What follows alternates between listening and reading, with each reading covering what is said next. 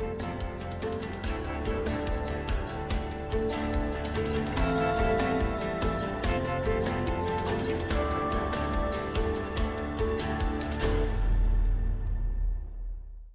गुरु series के special episode में आपका स्वागत है। और आज हम पहुंच गए हैं पुणे, जहां पर आप बैकग्राउंड में देख सकते हैं हम हैं फ्लेम यूनिवर्सिटी में। और आज जो मेरे गेस्ट हैं वो बहुत ही स्पेशल पर्सनालिटी हैं। काफ़ी सालों से मैं उनको ट्रैक कर रहा हूं और आप उनको टीवी पर कई बार देख चुके हैं, लेकिन आज हम एक अलग तरीके का इंटरव्यू करेंगे उनके साथ और जानेंगे कि इस समय मार्केट में कहाँ अपॉर्चुनिटीज़ हैं और इस समय वो दुनिया को और इंडिया को किस तरीके से देख रहे हैं। मैं बात कर रहा हूँ मनीष चोखानी की। मनीष, नमस्ते अनुज, थैंक यू सो मच हमको यहाँ इनवाइट करने के लिए। नहीं, थैंक यू, आप सब आए यहाँ पे।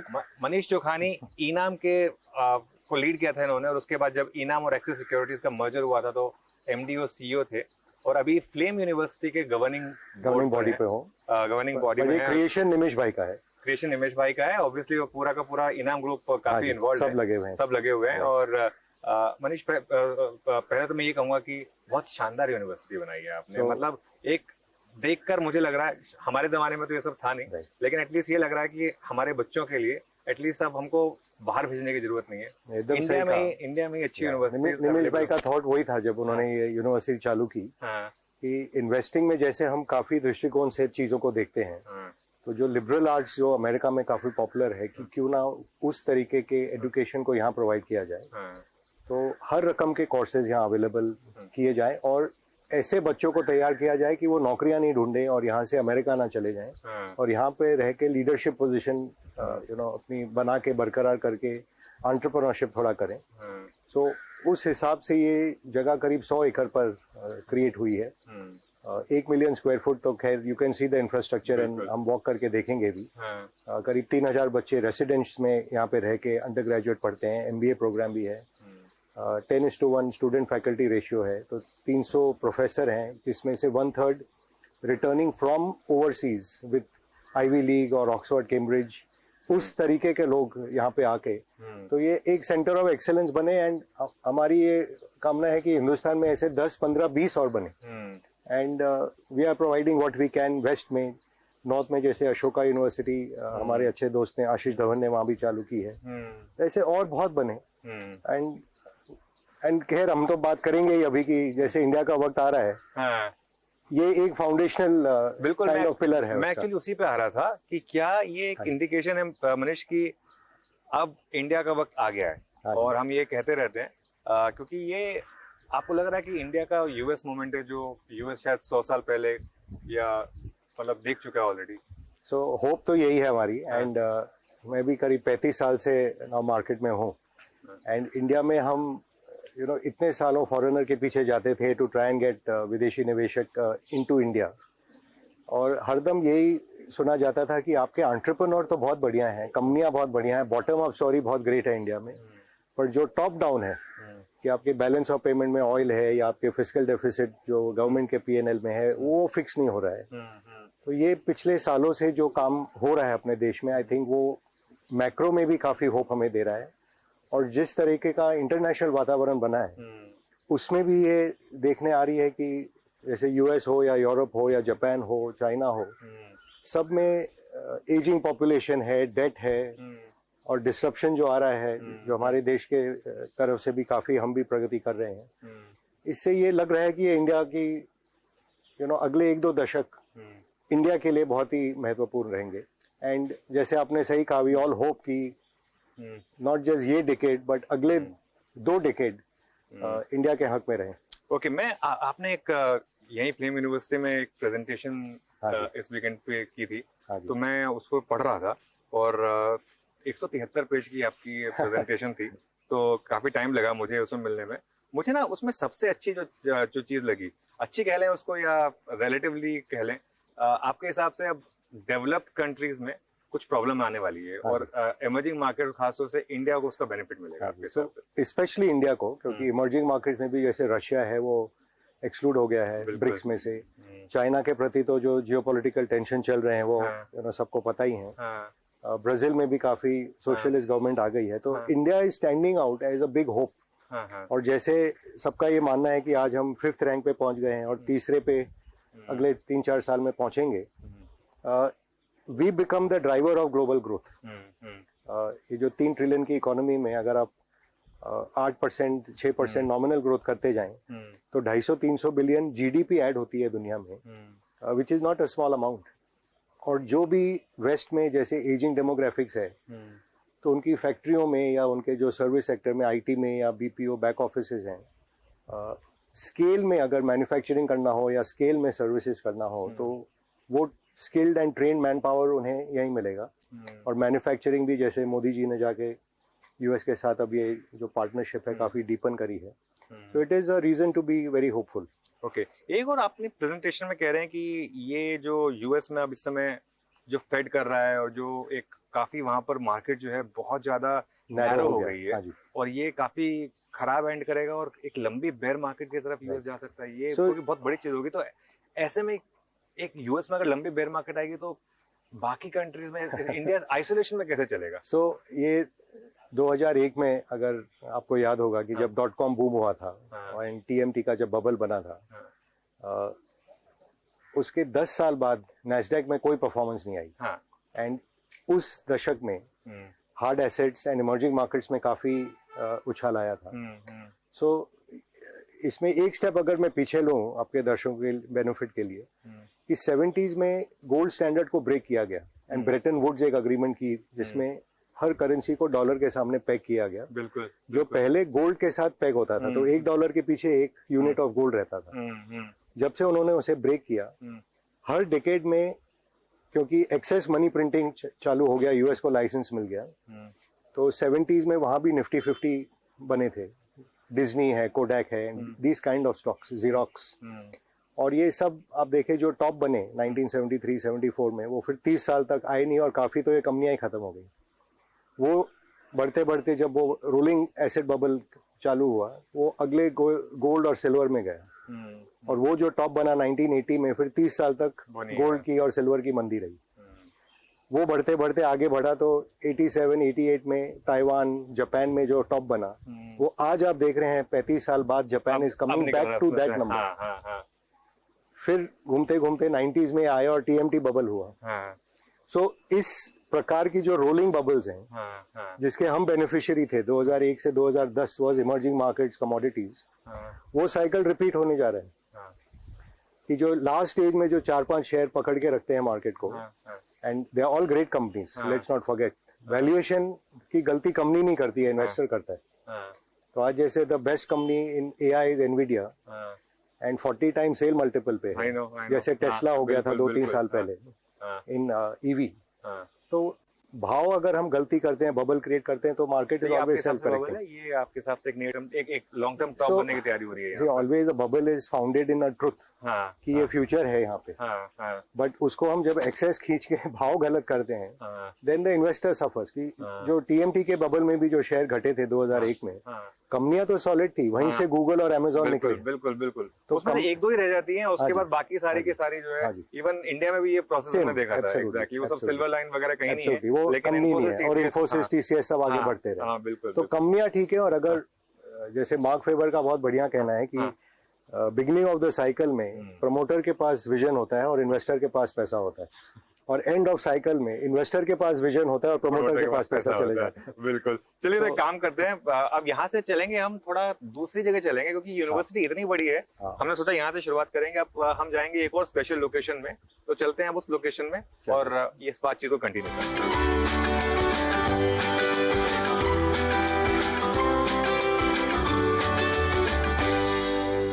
ओके, चलिए फिर अब हम आ गए हैं यहाँ के एक बहुत ही शानदार, और मैंने पूरा एक कॉम्प्लेक्स देखा है, बहुत ही शानदार, पूरा इंटरनेशनल साइज का स्पोर्ट्स कॉम्प्लेक्स।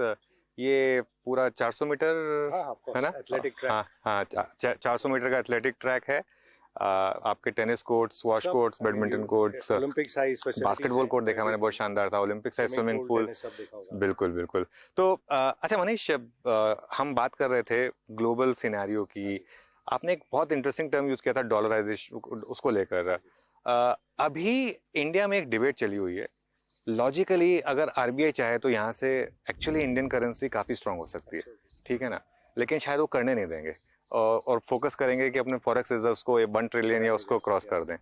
इस पर आपका काफी पैशनेट व्यू है, वो उस पर बताइए, क्या क्या आपका व्यू है? तकलीफ में डलवाएंगे, क्योंकि ये मेरा क्या मानना है कि जो 1991 में क्राइसिस हुआ था इंडिया में, जब हम फॉरेन एक्सचेंज से एकदम मीगर स्टेटस पे आ गए थे, उसने इतना बड़ा स्कार छोड़ा है हमारे पॉलिसी मेकिंग पे कि हमें लगता है कि कोई कहीं से पैसा नहीं मिलेगा जब बुरा वक्त आएगा। आज अगर आप दुनिया के 5वें नंबर के देश हो गए हो और 5 साल में हम तीसरे नंबर पे आ जाएंगे और इसी सेंचुरी में हम फर्स्ट भी होने वाले हैं, India will be the largest economy in the world in this century. It will overtake China as well because of demographics. See, volume बढ़ता है और प्रोडक्टिविटी बढ़ता है, तो वहाँ वॉल्यूम ग्रोथ है पॉपुलेशन में, and productivity will enhance with all the new technologies that are coming. But anyway, वो डाइवर्ट नहीं करूँ। सो ये जो मानना है कि जब बुरा वक्त आएगा तो हमें फॉरेन एक्सचेंज कहाँ से मिलेगा। आप ये अब सोचिए, आप दुनिया के सबसे बड़े ग्राहक भी बन गए। और जैसे आपने दोस्ती की है क्वाड में अमेरिका से या जापान से, जो नंबर 1 और नंबर 3 देश हैं, उनके साथ स्वैप अग्रीमेंट हो सकते हैं।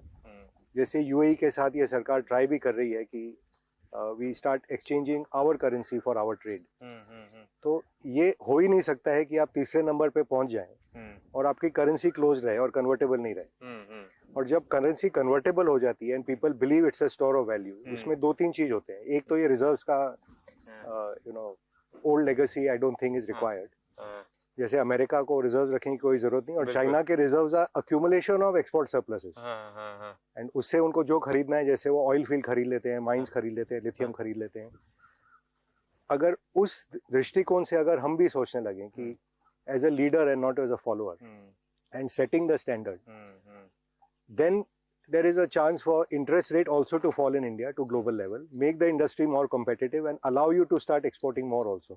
तो ये एकदम उल्टा दृष्टिकोण है फ्रॉम कन्वेंशनल विजडम के हिसाब से। जैसे हमारा इतना एक्सपोर्ट कम हो जाएंगे, तो ये बहुत पुरानी सोच है कि अगर वीक करेंसी से एक्सपोर्ट बढ़ते, तो चाइना के पहले तो Germany was the largest exporter in the world with the strongest currency.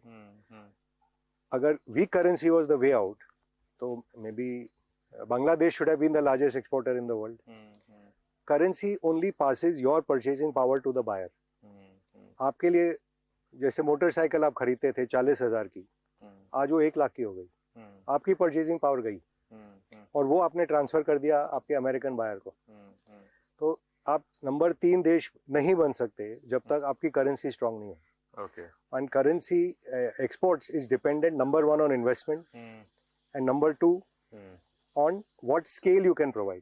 आज China +1 भी अगर कहते हैं, यहाँ पे स्केल ही नहीं है। आप कुछ भी कर लीजिए करेंसी को, आप यहाँ से 1 मिलियन 2 मिलियन 3 मिलियन टन कहाँ से एक्सपोर्ट करेंगे जब फैक्ट्री नहीं लगी। सो it is correlating with investment and with import. जैसे रिलायंस तेल बाहर से मंगा के यहाँ रिफाइन करके वापस बेचता है, अब वो कुछ भी हो जाए करेंसी में, उनके वैल्यू एडिशन तो 5% है। या जेम्स एंड ज्वेलरी बाहर से इंपोर्ट होके प्रोसेस होके वापस चले जाते हैं। It is nothing to do with currency. आज जो हमारी आईटी सर्विसेज एक्सपोर्ट्स भी इतनी बड़ी है, एक्सेंचर ने यहाँ पे आके खोल के यहाँ से एक्सपोर्ट किया। अब उनके लिए भी जो प्राइसिंग है, इन्फोसिस की भी जो प्राइसिंग हो, तो सेम है। उन्होंने तो आके नहीं कहा कि आप करेंसी दबाओ और हमें और प्रोडक्शन करके दो उसी भाव में। आप कह रहे हैं सेंचुरी में इंडिया वर्ल्ड की लार्जेस्ट इकोनॉमी बन जाएगी। हाँ जी। तो और वो डेमोग्राफी का उसको एक फायदा मिलेगा, तो उसको लीड क्या करेगा? क्या सेक्टर्स होंगे, क्या नए सनराइज सेक्टर्स आएंगे जो लीड करेंगे? क्या बहुत आएंगे अनुज जी। अगर आप 30 साल पहले ही देखते कि हम कहते थे कि इंडिया में टेलीफोन नहीं मिल सकता, 40 मिलियन तो फोन होते थे इंडिया में, कि पैसा ही नहीं है, इंडिया कैसे करेगा ये। आज इतने सरप्लस फोन है कि आप हर 3 साल में अपना फोन बदलते हैं, और लाइन की तो खैर कमी नहीं है, अनलिमिटेड कैपेसिटी है। एक दूरदर्शन का चैनल होता था, एक एम्बेसडर गाड़ी होती थी। तो ये जो प्लेथोरा ऑफ प्रोडक्ट आएंगे and plethora of new disruptive technologies जो आ रहे हैं, जो हमें आगे एकदम प्रोपेल कर रहे हैं, कि जिस देश में फोन नहीं था आज वहाँ वायरलेस हो गया, 4G हो गया। सेम वे जिस देश में गाड़ी की कमी थी, यहाँ पे अब जब इलेक्ट्रिक व्हीकल आएगा, लिथियम डिस्कवरी हो गई है जम्मू में, वो टेक्नोलॉजी चेंज हो जाएगी। हाइड्रोजन के तरफ काम कर रहे हैं हमारे जो बड़ी कंपनी है, एनर्जी क्राइसिस सॉल्व हो जाएगी। फिर जो एआई से प्रोडक्टिविटी बढ़ेगी, जिससे आपके सॉफ्टवेयर कंपनी ये नहीं कि नीचे के लोग खाली कोडिंग ही करते रह जाएंगे, वो और काम कर पाएंगे। सो काफी नई नई टेक्नोलॉजीज आएंगी, नए रकम के कंजम्पशन पैटर्न होंगे, क्योंकि हर माने फैमिली की यही चाह है, बच्चे अच्छी जगह में पढ़ें, पेरेंट्स को अच्छा हेल्थ केयर मिले, we live a life of dignity. और 1 बिलियन लोग जो आज कंजम्पशन ब्रैकेट में है ही नहीं, वो जब उठेंगे तो उसका मल्टीप्लायर इफेक्ट सोच सकते हैं। एक नंबर आपको दूंगा, सारे हिंदुस्तान में गरम देश है हमारा, 6 मिलियन या 7 मिलियन एयर कंडीशनर बिकते हैं साल में। चाइना का नंबर अगर आप गेस करें, इससे 30 गुना बढ़ा है, 210 मिलियन एसी बिकते हैं साल के। ये आज इमेजिन नहीं कर पाते हैं, बट ये हमारे लाइफ टाइम में ईवीज में 4 व्हीलर का भी देख रहा था, नंबर ऑफ कार्स, मतलब 2 व्हीलर में हम उनके बराबर आ गए हैं। 2 wheeler actually they peaked at 26 million, फिर वो घट के नीचे आए क्योंकि अब सब गाड़ी खरीदने लगे। सब गाड़ी खरीदने लगे, तो हम अभी भी उनका मेरे ख्याल से तो हम 10% पे भी, जैसे गाड़ियों में मैं 90s में मैं भी ट्रैक करता था, इंडिया चाइना 1 मिलियन गाड़ी बेचते थे। China went to 26 million car, और किसी ने सोचा नहीं था, क्योंकि यूएस का गाड़ी का सेल 16 मिलियन पे आके रुक गया, 16-17 मिलियन, चाइना 26-27 पे। आज हमारा नंबर 3.5 मिलियन, यानी कि 9 गुना ज्यादा गाड़ी बिकेंगे। गडकरी जी रोड बना रहे हैं हमारे लिए, और ये 9 गुना ज्यादा जो गाड़ी बिकेंगे, ये मारुति नहीं होगी ना, ये टोयोटा करोला के इक्विवेलेंट कार होगी, जो 3 बॉक्स कार कहते हैं। तो उसके भाव भी 3 गुना और वॉल्यूम 9 गुना, तो 27 गुना बड़ी कार मार्केट होगी यहाँ पे। तो इस समय लिस्टेड मार्केट में अभी भी जो करंट बुल मार्केट चल रही है ऑटोज में, ये आपके हिसाब से अभी भी अर्ली स्टेजेस पे, इसका मतलब सी अब which company will take the benefit of this, क्योंकि ये इलेक्ट्रिफिकेशन भी होगा, सर्विसिंग भी होगी इनके, तो काफी कंपनियां हैं, I don't want to take company name, company नाम, बट ये जैसे ट्रेंड है, जब कंजम्पशन चालू होगा, certain proportion will go to EV, some will come to petrol, some will come to even CNG. Then you will have to get it serviced. Second hand car market will become very very large. तो ये पूरा cycle बनते बनते बनेगा। उसका एक उदाहरण जैसे देता हूँ, जब अर्ली टेक्नोलॉजी आई फिनटेक में, सबने सोचा कि अब सारे बैंक खत्म। आज देखने जाए कि बजाज फाइनेंस हो या HDFC हो या SBI हो, सब ने वो फिनटेक को अपने अंदर कर लिया। बिल्कुल। क्या आपने सोचा था 5 साल पहले कि SBI में योनो सबसे क्रिएट होगी, फॉर एग्जाम्पल ICICI को कम्पीट कर रहा है। सो जो भी एजाइल मैनेजमेंट है और जो अच्छी मैनेजमेंट है, वो ये सब चीजों को एंटिसिपेट करेगी, अडेप्ट करेगी और इम्प्लीमेंट करेगी। हम तो इन्वेस्टर खाली ट्रेंड देखते हैं, and then we try to find जो मैनेजमेंट इसको समझ के अडेप्ट कर पा रही है और एग्जीक्यूट कर पा रही है, उसके पीछे लगे रहे। एक बहुत फैसिनेटिंग नंबर आपके प्रेजेंटेशन में था सोलर को लेकर, कि जो वो आपने उसको ट्रांसलेट किया है इनटू कि पूरे मैनकाइंड का अगर एनर्जी कंजम्पशन लिया जाए, तो एक दिन की सनलाइट से 1 घंटे की सनलाइट, 1 घंटे में 1 घंटे के, इतना भगवान ने और कुदरत ने हमें दिया। और वो आप कह रहे हैं कि जो कॉस्ट हमने सोची थी, उससे हम मल्टी डेकेड्स अहेड आए, मच अहेड। तो इसमें अपॉर्चुनिटी फिर क्या उन कंपनियों के लिए जो पावर को यूज करती है ना, एग्जैक्टली, उनको उनके लिए, लेकिन तो क्योंकि सब फोकस कर रहे हैं ग्रीन एनर्जी उसके ऊपर, तो उससे बेटर तो उनको उन पर फोकस किया जाए जो यूज कर रहे हैं उसको। इजी वे टू थिंक, जैसे जब इंटरनेट आई, तो इंटरनेट का फायदा किसको हुआ? जो इंटरनेट यूज कर रही है कंपनी। इंडिया की सॉफ्टवेयर सेक्टर ही नहीं चल पाती ना अगर इंटरनेट नहीं होता। नहीं तो हम तो फिक्स लाइन, वो क्या बोलते हो, VSNL के टावर लगा के वी लाइन या जो भी चलता था उस पे होता। या हमारी जो इंडस्ट्री थी फाइनेंशियल सर्विसेज, हम फॉरेन इन्वेस्टर को कैसे सर्विस करते हो, रिसर्च रिपोर्ट भर के पैकेट में डाल के कोरियर करते थे रिसर्च रिपोर्ट। अब इंस्टेंटली सब जाता है, इंस्टेंटली ऑर्डर आता है, और इंडस्ट्री 10 गुना हो गई। वॉल्यूम इतना बढ़ा कि जब आपके ब्रोकरेज रेट माने 1% होते थे या 100 बेसिस पॉइंट, वो आज 7-8 बेसिस पॉइंट पे हैं, and still the industry thriving. So बहुत ट्रांसफॉर्मेशन है। इसी हमने जैसे सोचा नहीं था कि voice telephony can be free, it's virtually free now. 16 रुपए के मोबाइल फोन कॉल होते थे, इनकमिंग फ्री होता था उस समय, और हम डरते थे वो फोन उठाने से कि कहीं रॉन्ग नंबर तो नहीं। मोबाइल लेके फॉरेन जाने में तो एकदम आत्मा कांपती थी कि क्या बिल आएगा पता नहीं। आज you don't think about it, data it's always on. Energy आज जो हमारी बोलते हैं अखिलेस हील है कि हिंदुस्तान 6% GDP का, यानी कि ऑलमोस्ट 200-250 बिलियन डॉलर साल का बाहर जा रहा है टू पे फॉर ऑयल इम्पोर्ट। अगर ये ट्रांसफॉर्म हो गया because of solar and hydrogen, it is transformation for the country. फिर ये रुपया का वीक करना है, एक्सपोर्ट करना है, लो करना है, हाई करना है, डिबेट ही खत्म हो जाएगा, अपने आप मजबूत हो जाएगा। सो खैर ये ऐसी लंबी टॉपिक है कि नहीं I know, as you know I'm passionate about AI it. No, वो इसीलिए मैंने देश पूछा। को गरीब करते जाने में कोई फायदा नहीं है। अच्छा चलिए, खैर काफी पैशनेट है मनीष जी इस चीज को लेकर। चलिए अब एक काम करते हैं, अब यहाँ से हम वॉक करेंगे और एक और ब्यूटीफुल जगह चलेंगे, फ्लेम यूनिवर्सिटी।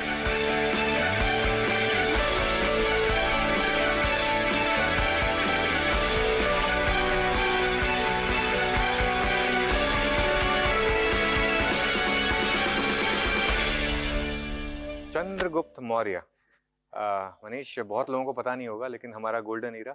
एब्सोल्युटली।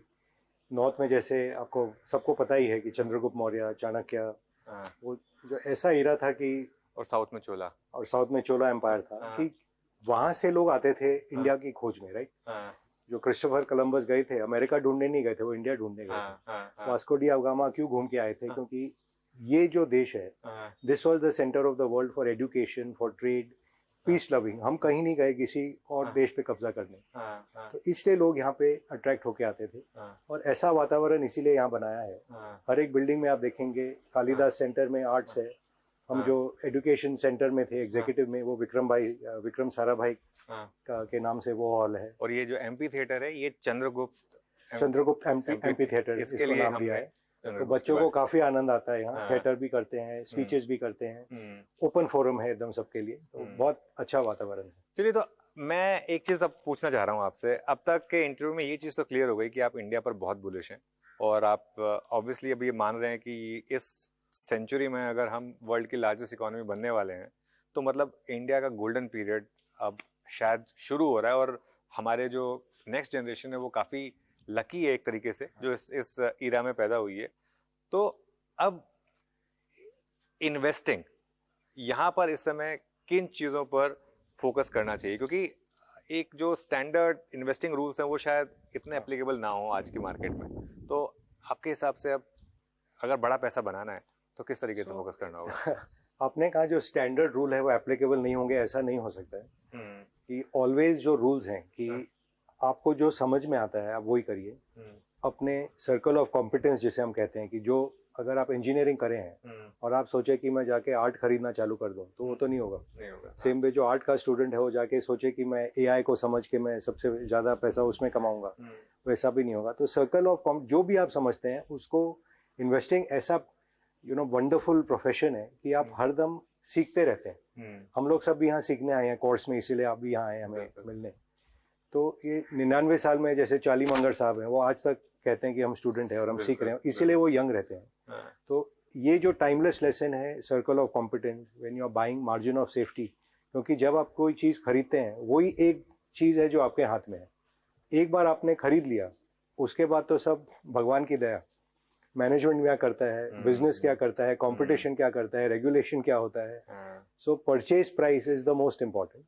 बट हाँ, ये ज़रूर है कि अब देश में अगर भरोसा है कि ये स्टेबल देश है, बढ़ने वाला है, तो don't get shaken from your position.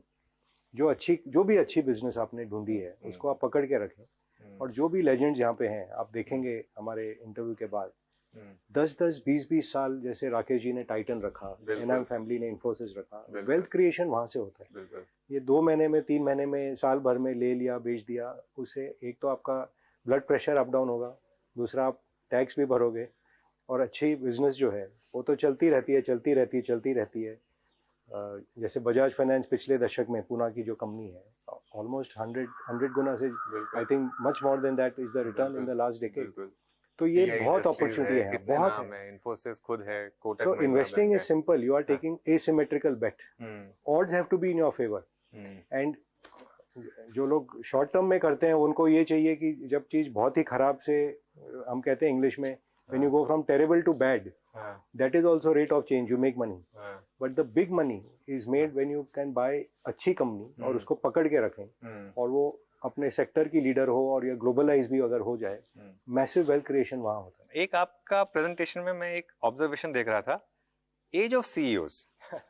बहुत इंटरेस्टिंग है ये। मैं मतलब देख रहा हूँ, आप कह रहे हैं कि कैच देम यंग, मतलब जो 40s में सीईओज हैं वो, क्योंकि आपने एग्जांपल दिए अजीम प्रेमजी का 1990s में, जब उनकी एज 46 साल की थी, मूर्ति की एज 45 साल की थी, नंदन की एज 36 साल की थी, सुभाष चंद्रा पीक ऑफ जी जो हमने 90s में देखा था 41 ईयर्स थे, वाईसी देवेश्वर साहब आईटीसी के 44, दीपक पारिक आदित्यपुरी 40s में थे, किशोर बियानी 40 में, भास्कर भट्ट 46 थे। ये अगले दशक के हैं। हाँ, 2000 से 2001 वाले हैं। अब उसके बाद किशोर बियानी, भास्कर भट्ट, उदय कोटक, विवेक चांद सहगल, आनंद महिंद्रा, मुकेश भाई, ये सब उस दशक में। मैं ऑलमोस्ट अब इस एज में पहुंचने वाला हूँ, तो मैं तो ये सोच रहा हूँ कि मतलब गोल्डन ईरा आ गया। गोल्डन ईरा आ गया, या तो बहुत लेट हो गए, दो में से जो भी समझ लें। लेकिन आपने एक जो इंटरेस्टिंग चीज कही है कि जब वो 40s में थे तो उनकी जो परफॉर्मेंस थी माइंड बॉगलिंग। और जो पिछले दशक का आपने एग्जांपल नहीं दिया कि जो संजीव बजाज, राजीव जैन, जिन्होंने उसका फिगर होगा, Mayank how many times Bajaj finance went up in that decade?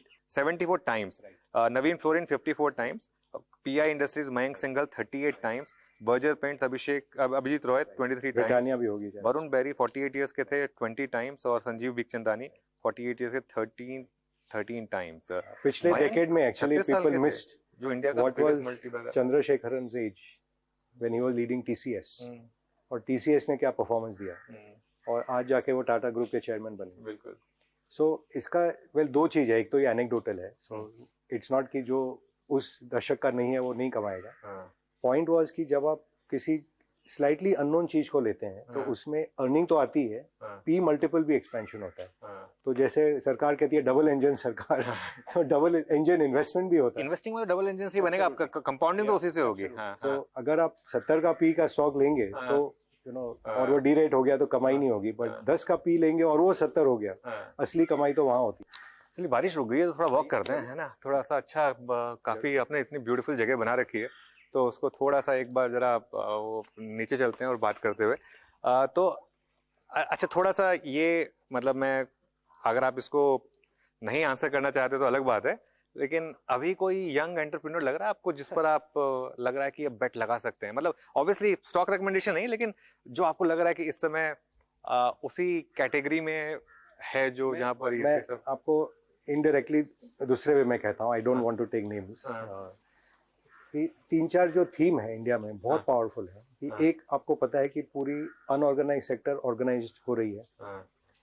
जो हमारी सेविंग डायरेक्टली प्रॉपर्टी में या गोल्ड में जाती थी वो फाइनेंशियलाइज हो रही है।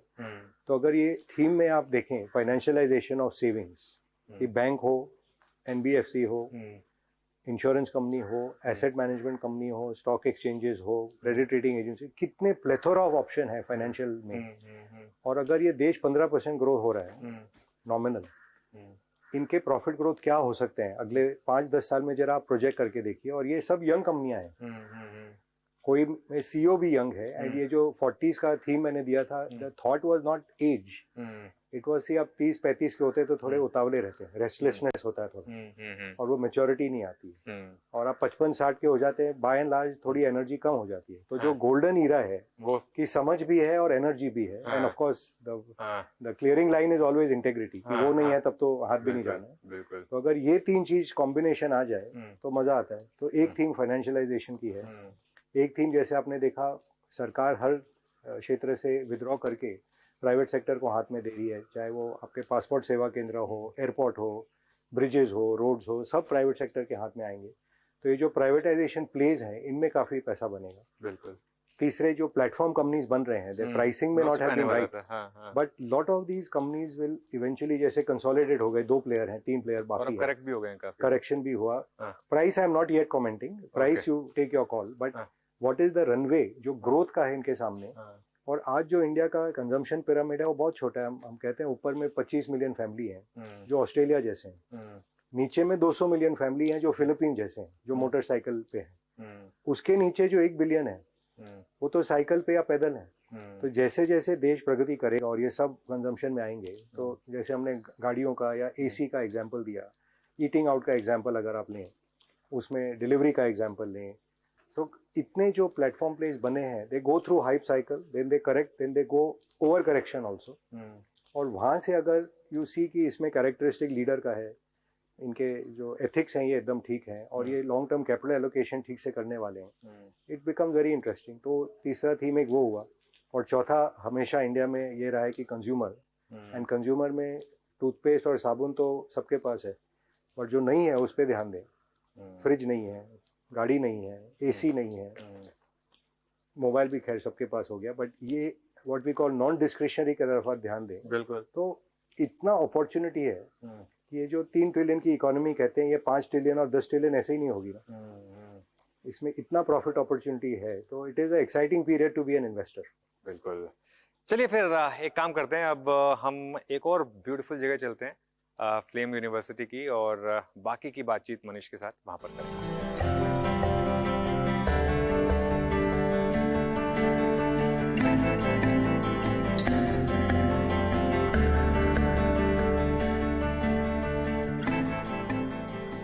ये है लाइब्रेरी, और स्वामी विवेकानंद लाइब्रेरी। स्वामी विवेकानंद जो हम सबके लिए इंस्पिरेशन रहे हैं, और बहुत ही शानदार लाइब्रेरी, और डिजिटाइज्ड है काफ़ी। मैं देख रहा हूँ काफ़ी कुछ बहुत इंटरेस्टिंग है, और हमारे टाइम में तो खैर ऐसी लाइब्रेरी नहीं होती थी, लेकिन अब हम लाइब्रेरी में वैसे खैर बहुत ज़्यादा सेक्शंस हैं, हम पूरे को कवर नहीं कर पाएंगे, तो हम एक पर्टिकुलर सेक्शन के पास जा रहे हैं, और उस सेक्शन का नाम मुझे बहुत इंटरेस्टिंग लगा, और मैं मनीष से पूछूंगा कि स्पेसिफिकली ये नाम क्यों रखा गया इसका।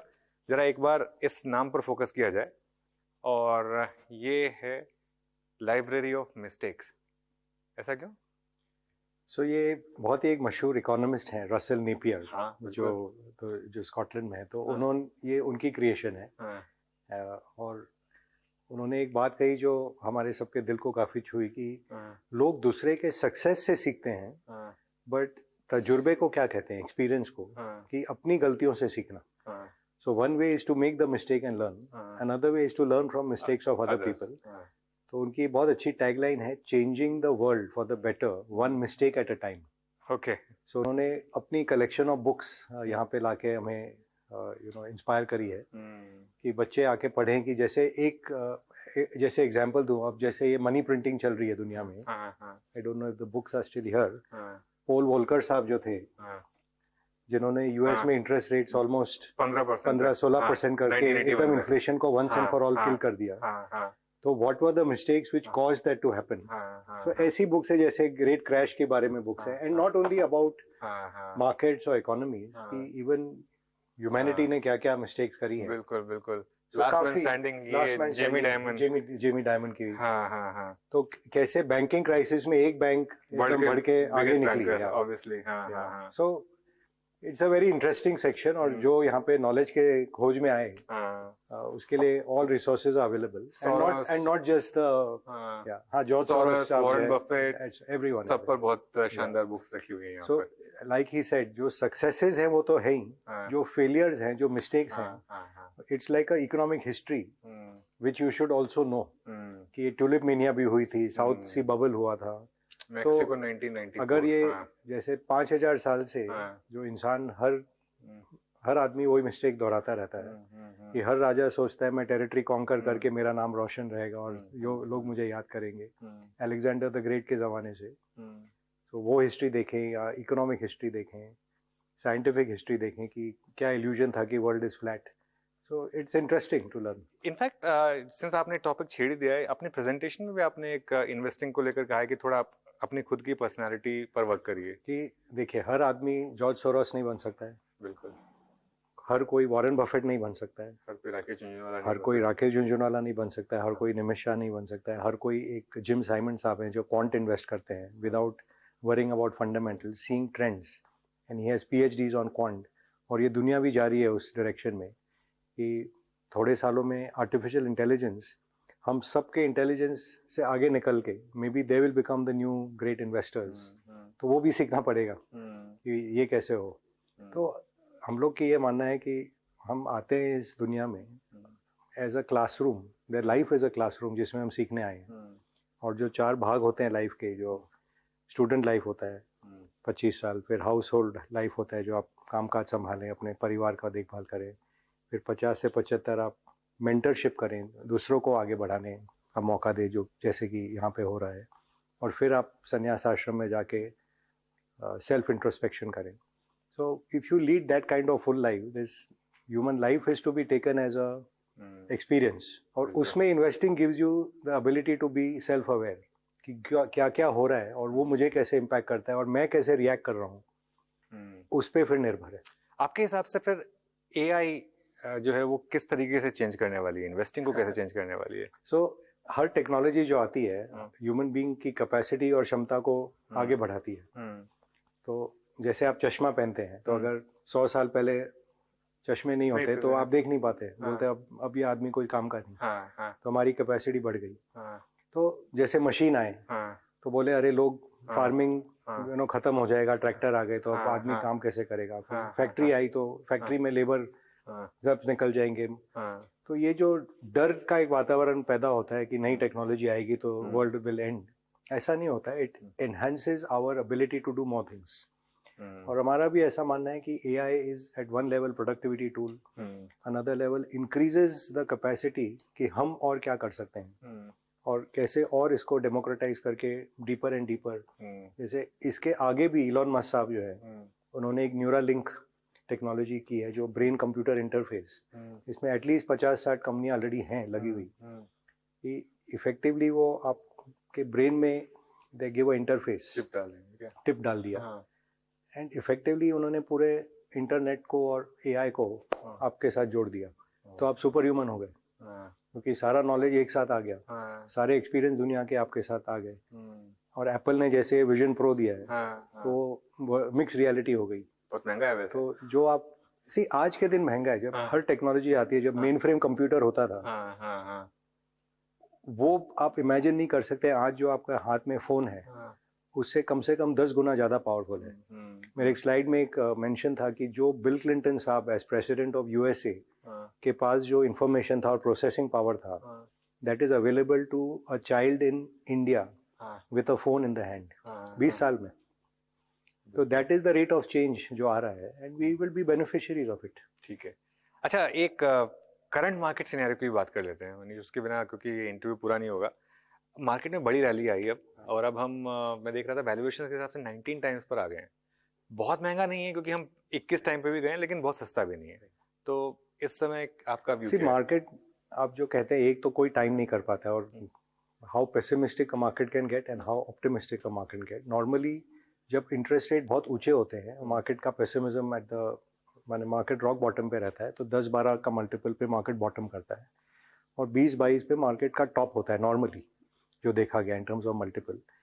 और आप अगर जैसे अब का बात करें तो जैसे हम सब जिससे भी मिलें वो कहेंगे कि इंडिया का समय आ गया है, इंडिया बुलिश है, तो that is also in the price, right. अब जैसे कल हम बात करते कि रशिया में कू होने वाला है, तो सब सोचते हैं अभी मंडे को वापस market will fall and multiple would have fallen of the market, कि तेल के भाव बढ़ जाएंगे, क्या मालूम क्या होगा, तो पेसिमिज्म हो जाता। तो the point to buy is at pessimism, not when everyone is around. Warren Buffett की एक बहुत अच्छी saying है that you pay a very high price for a cheery consensus.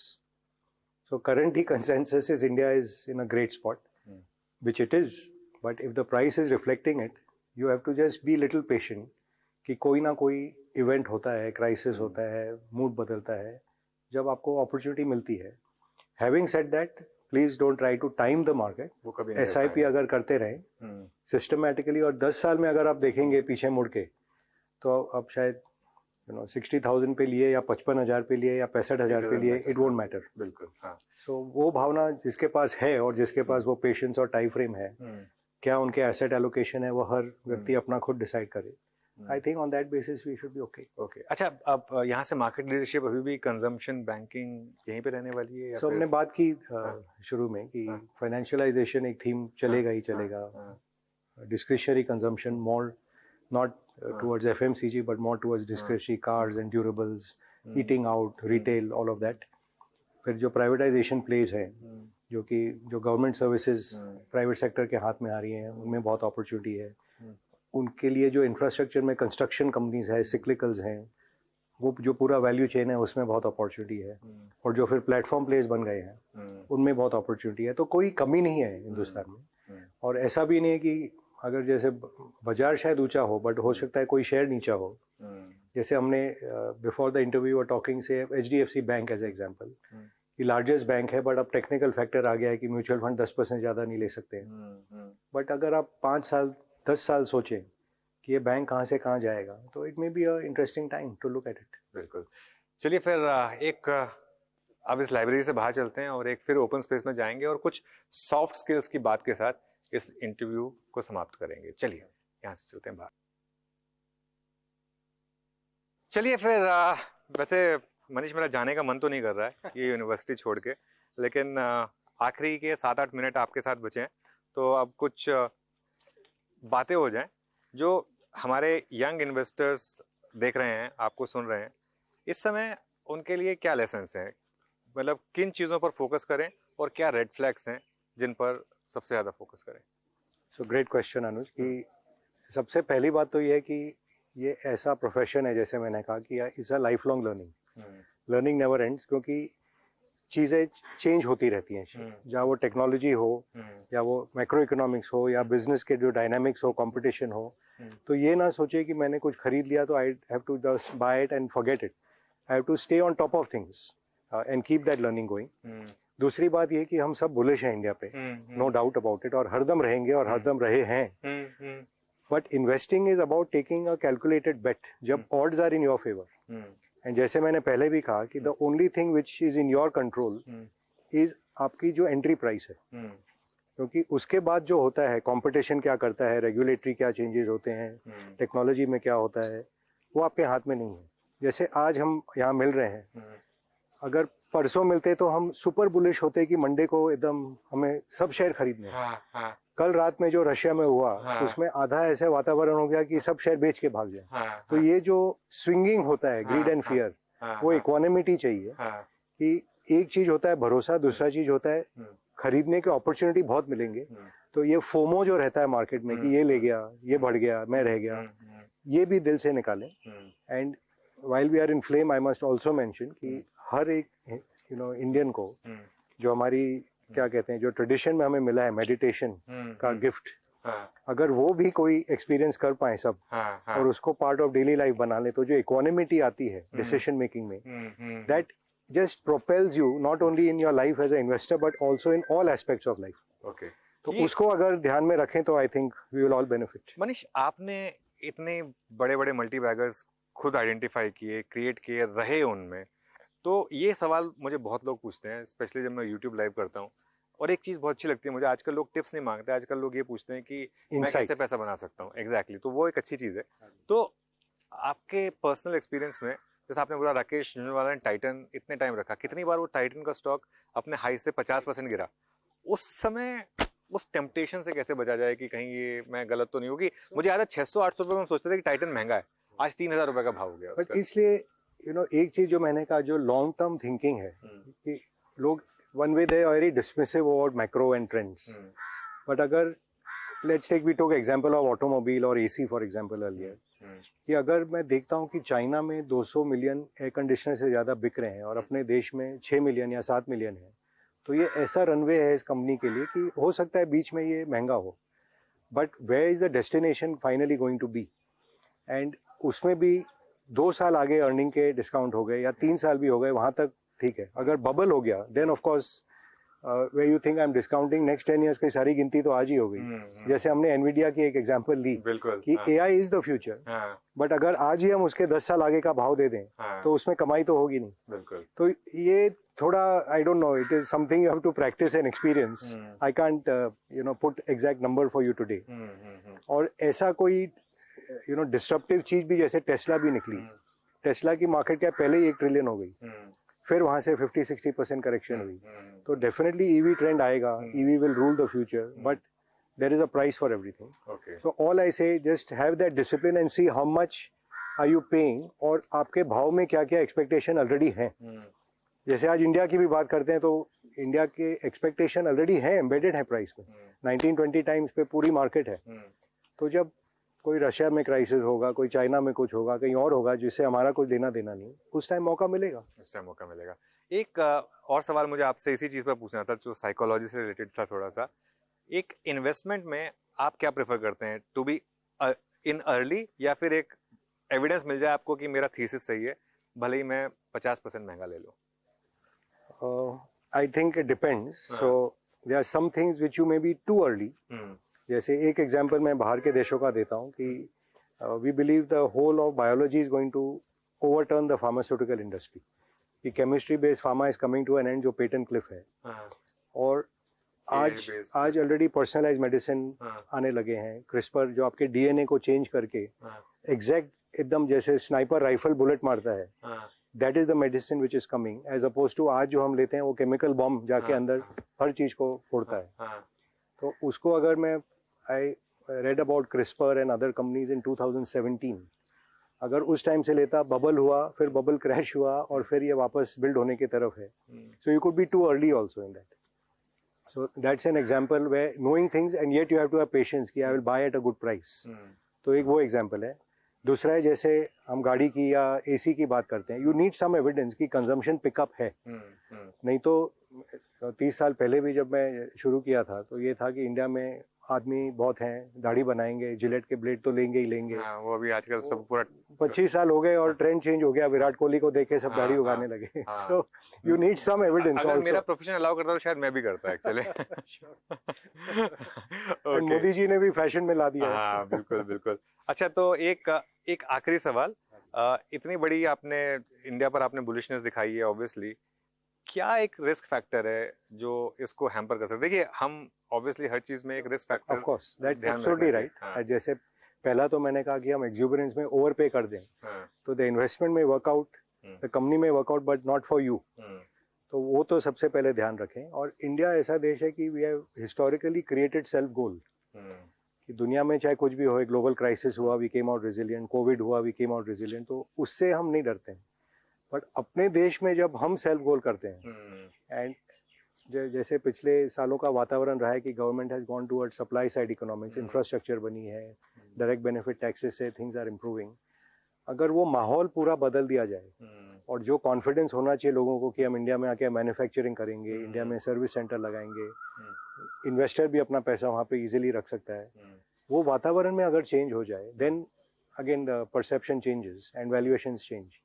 तो ये risk are there, and the traditional risk जो energy crisis है वो although I believe 2-4 साल में ये सॉल्व होगी, मॉनसून में हम देखते रहते हैं कि क्रॉप कैसा होगा, but I think these are manageable, controllable, and ये हम ज़्यादा नहीं चिंता करते। बट जैसे क्रिकेट खेलते हैं तो अगर पिच ही अगर गलत हो जाए तो आप गेम कैसे खेलोगे? तो लास्ट सवाल, इसका मतलब अगर इस समय इंडिया में पैसा लगाया जाए तो एक एवरेज इन्वेस्टर, मैं आपके जैसे एक्सीलेंट स्टॉक पिकर की बात नहीं कर रहा हूँ, एक एवरेज इन्वेस्टर जो एक म्यूचुअल फंड के थ्रू इन्वेस्ट कर रहा है, ईटीएफ के थ्रू इन्वेस्ट कर रहा है, जो एसआईपी लोग कर रहे हैं, is the best thing, because nobody can time the market. कितना एक्सपेक्ट करें? जैसे फिक्स इनकम में आज की डेट में 7% का कैगर मान लीजिए आप, इक्विटी में क्या कैगर? आई थिंक अगर आप एक्सपेक्टेशन कम रखें तो यू विल बी बेटर। हम लोग एक सॉर्ट ऑफ फॉर्मूला देते हैं, what is happiness when reality is greater than expectation. बिल्कुल बिल्कुल। सो अगर आप चालू करें कि मैं 15-20 तो कमा लूंगा, मेरा गॉड गिवन गिफ्ट है, तो वो नहीं होगा। You make more than FD, you buy a good business, business में 15-20% बिजनेस की रिटर्न है। आपका बाइंग एंट्री प्राइस अगर ठीक हो मार्केट का या स्टॉक का, जो भी आप करें, कि थोड़े आप पेसिमिस्टिक मूड में जब मार्केट रहे या वो स्टॉक रहे उस टाइम खरीदें, एंड अल्टीमेटली वो जब ऑप्टिमिस्टिक मूड होगा उसका जो गैप आपको मल्टीपल एक्सपेंशन मिल जाएगा, और जो अर्निंग अंडरलाइन ग्रोथ है वो 15-20% रहती है देश में, तो over time we have seen 15% compounding आती है अपने मोस्ट कंपनीज में, इंडेक्स में भी, and it is reasonable to expect that. But अगर आप ऑप्टिमिस्टिक पीरियड में खरीदेंगे 20 के पी में पूरे मार्केट को, तो you have to wait for next optimistic period जब ये 21-22 पी होगा, और हो सकता है बीच में एक पेसिमिस्टिक पीरियड भी आए तो आपको लगेगा अरे कुछ कमाई नहीं हुई, मैंने क्या किया यहाँ। तो वो आप ultimately the battle is with in, with the investor, with his और हर ओन इमोशन, उस पर काबू करें, that is the main thing. चलिए फिर शो समाप्ति का समय आ गया और हम वॉक करते करते जहां से हमने शो शुरू किया था एग्जैक्टली वहीं पर आगे देखिए वो फाउंटेन है, एक बार उसकी तरफ पैन करके दिखा देते हैं। एंड थैंक यू, हमने यहीं से शो शुरुआत की थी। आपने बहुत प्यार से, Manish thank you so much, आज आपने मुझे इतना अच्छा आपने हॉस्पिटैलिटी दिखाई मेरे लिए और मेरी पूरी टीम के लिए, और इतना अच्छा हमको समय दिया। सब दर्शक और जो भी बच्चों को भेजना चाहें यहाँ पे प्लीज आएं, नॉट फॉर प्रॉफिट है, and we will give you the best in the world, that's what we attempt to do. Thank you so much. Thank you. Thank you. Thank you.